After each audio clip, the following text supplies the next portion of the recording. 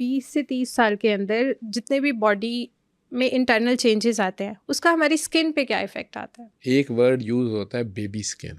Baby skin. तो इसका आपने भी देखा होगा कि सारे ही बेबी जो होते हैं, मेजॉरिटी बेबी, अगर ज़रा सी भी उनकी बैलेंस डाइट माँ बाप की थी और वो अच्छे घर में ज़रा या मिडिल क्लास में भी है तो बड़ी फ्रेश और सॉफ्ट स्किन होती है उनकी। 20 तक आते आते उनके हार्मोनल चेंजेस बॉडी में आनी होते हैं और बॉडी ने कंप्लीट होना होता है, तो मज़ीद कलर थोड़ा सा टैन हो जाता है। शुरू में ज़रा सारे ही गोरे ही लगते हैं, लेकिन फिर थोड़ा डिफरेंस आना शुरू होता है। लेकिन 20 तक बॉडी फिजिकली पूरी कंप्लीट हो चुकी होती है। मास वाइज थोड़ा बहुत मसल मैस जिसमें एक्सरसाइज रोल प्ले करती है, और उसमें मेल्स और फीमेल में 20 और 30 के दरमियान उनके मसल्स की स्ट्रेंथ अपनी पीक पे जाती है। जवानी या जोर वो उनमें मैक्सिमम आ जाता है। उसके साथ उनकी स्किन ने भी स्ट्रेच आउट होना होता है। अगर वो मस्कुलर हो रहा है किसी भी वजह से, चाहे वो खा पी ज़्यादा रहा है, एक्सरसाइज ज़्यादा कर रहा है, उसको शौक़ है, फिटनेस फ्रीक है, तो स्किन भी उसकी जो है उसी हिसाब से स्ट्रेच आउट भी करेगी मसल्स जब उसके डेवलप होंगे। लेकिन स्किन के अंदर ग्रॉसली कोई ऐसी चेंजेस नहीं आएंगी एज से रिलेटेड। 20 और 30 तक आपकी स्किन पे मलाजमास बढ़ जाएंगे या कम हो जाएंगे या नहीं भी होंगे, ठीक है। कोलाजमा, मलाजमा, छाइयाँ, ये वो प्रेगनेंसी से भी कुछ चेंजेस आती हैं, शादी के बाद वो एक अलग चीज़ है, ठीक है। या किसी बंदे के अंदर ग्लैंड्स में कोई एबनॉर्मेलिटी है, गर्ल में या बॉय में, उसमें हार्मोनल इम्बैलेंस हो गया, वो भी स्किन पे चेंजेस आ जाती हैं। लेकिन आप चूँकि टोटलिटी में बात कर रहे हैं और नॉर्मल ह्यूमन बीइंग की बात कर रहे हैं, तो उसकी स्किन के ऊपर उसमें वो इनोसेंस चली जाएगी जो बेबी की थी। स्पेशली अगर वो चालाक बन जाएगा और वो ऐलान करेगा कि मैं बहुत समझदार हूँ, मेरे तो बहुत इल्म है, मुझे तो बहुत पता है, और वो प्लानिंग्स करेगा और सारा कुछ करेगा, तो उसकी जो भी सोच है वो उसकी स्किन पे रिफ्लेक्ट थोड़ी करती है। उसके हार्मोनल चेंजेस उस हिसाब से होंगे ना, ठीक है। लेकिन ग्रॉसली आप कहें कि जी स्किन में क्या चेंजेस आती हैं इस एज और उस एज में, कोई चेंजेस नहीं आती हैं। वो उसकी स्किन अलबत्ता बॉडी का वाहिद ऑर्गन है जो आपकी एजिंग, जब आप एडल्ट हो जाते हैं, आपकी फ़िज़िकल बॉडी कंप्लीट हो जाती है, तो आपकी बॉडी और स्किन में बाल भी आते हैं और नाखून भी आते हैं। Exactly. तो आपकी स्किन वाहिद ऑर्गन है जो साइज़ में बढ़ता रहता है। बाकी सब एक सर्टन साइज़ पे आके रुक जाएंगे।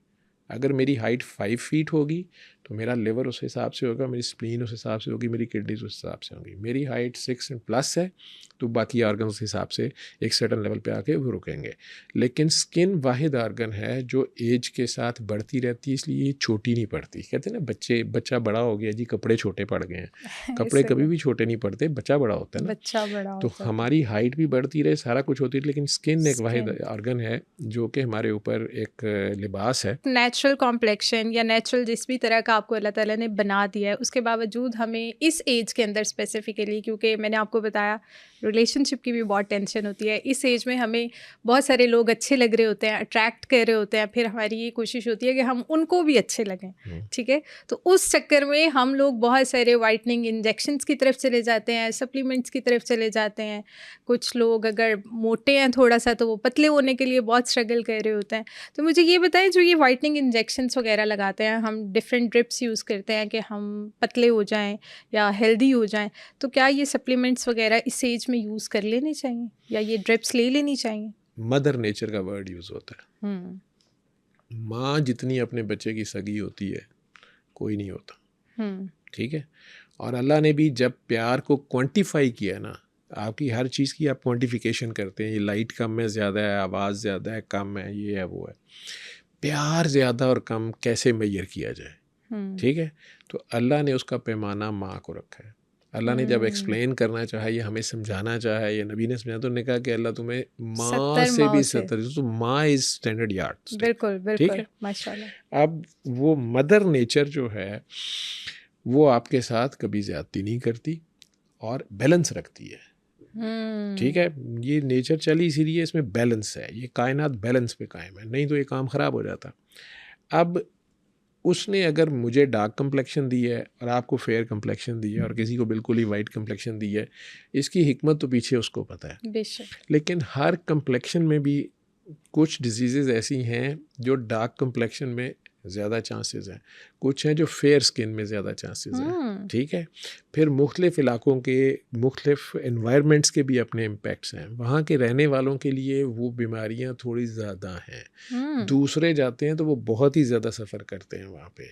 अपने इलाकों में उन्हें वो मसला ही नहीं होता, प्रॉब्लम नहीं होता, ठीक है। बिल्कुल ऐसे है, तो नेचर ने ये सब डिसाइड किया होता है और जहाँ आप पैदा हो रहे होते हैं आप उसके हिसाब से उसी के होते हैं, इसलिए अकॉर्डिंग होता है। खामखा हिजरत करनी नहीं चाहिए। इसलिए हिजरत 2-3 वजूहात के अलावा अलाउड नहीं है। आपके हम्म। लिए नेचर ने सारा कुछ बड़ा कंफर्ट जोन बनाया होता है। अब आप कंफर्ट जोन में ना रहना चाहें तो फिर आपके मसले हैं। लेकिन सर माँ सोसाइटल प्रेशर्स भी तो है ना, सोसाइटल वो सारी वो इंसान ने अपनी बना ली है ना। जिसकी वजह से, नहीं मेरा नहीं ख्याल अपनी बनाई है, क्योंकि ऑब्वियसली जब अब एक लड़की भी है, अगर अब वो थोड़ी सी मोटी है तो आते जाते 10 लोग जब उसको कहेंगे यार तुम मोटी हो, नहीं, इवन मोटा पेरेंट्स उसको कहना नेचर स्टार्ट ने कर नहीं देते किया, हैं। मोटा उसने खुद को किया है। नहीं, एक मोटा तो बाय उसने बर्थ ओवर भी कुछ ईटिंग लोग की ना, काफी हेल्दी माशाल्लाह होते उसके हैं। पीछे माँ बाप का रोल है, ठीक है।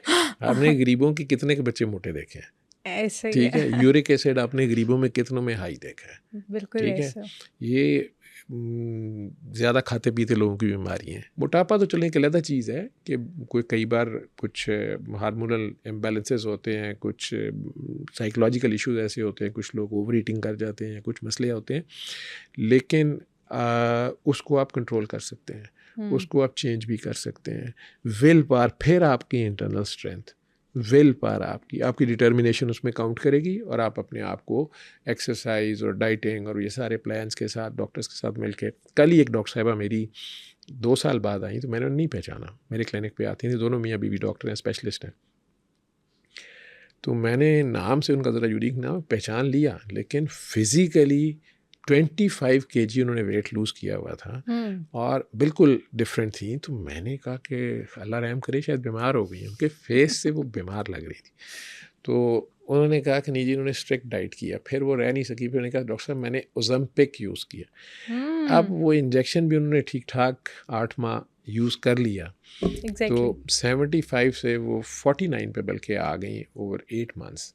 लेकिन चलें साइज़ ज़ीरो हो गई वो, लेकिन हाल कोई नहीं था, ठीक है। ये शेप अगर वो 60s के बाद जाके अचीव करती हैं दादी अम्मा नानी अम्मा बन के, तो फेस और सारा कुछ तो वो ठीक था, लेकिन शायद उन्हें अपना आप अच्छा लग रहा था, वो कि फ़ाइन, ठीक है। लेकिन अननेचुरल जहाँ भी आप होंगे ना, वो उसकी कॉस्ट होगी। तो आपका सवाल था कि ये इंजेक्शंस लगवाने चाहिए या ये करने चाहिए, नहीं करने चाहिए। अगर सिर्फ मेरी राय मांगती हैं तो मैं ये कहूँगा कि मैं नहीं करवाऊँगा ये, ना मैं अपनी बेटी को रिकमेंड करूँगा, ना मैं किसी और को रिकमेंड करूँगा। मतलब जितने क्या आगे राय? भी ये प्रोसेसेस ट्रीटमेंट स्टार्ट हो गए हैं, हाइफू, अगर आपका फेस मोटा है तो आप नीडल्स के थ्रू या वो आपकी फैट बर्न कर देते हैं, जी, फिर अगर बोटॉक्स आपकी तो बड़ी डबल पुरानी चिन है चीज़ तो हो वो गई ना भी, जी, ये सब ठीक है। चीज़ें भी यानी नहीं करवाएं। मेरे इसमें बहुत से दोस्तों का बिजनेस इन्वॉल्व है, डॉक्टर्स हैं, स्पेशलिस्ट हैं, बड़े पैसा लगा के उन्होंने ये यानी चीज़ें हम 20 से सीखी हैं। 30 साल के बच्चों को अवेयरनेस नहीं देंगे? जो 20 से 30 साल के बच्चे हैं उन्हें अपने अल्लाह से इतना प्यार कि जिसने उन्हें बनाया है, उन्हें जैसा उन्हें बनाया वही खूबसूरत है, उन्हें अपने आप से प्यार करना चाहिए। ये अपने आप से दुश्मनी है, वो अपने आप से प्यार करें, ठीक है। अपने आप को रिकग्नाइज तो पहले करें, अपने आप को पहचाने तो सही बिल्कुल। पहले।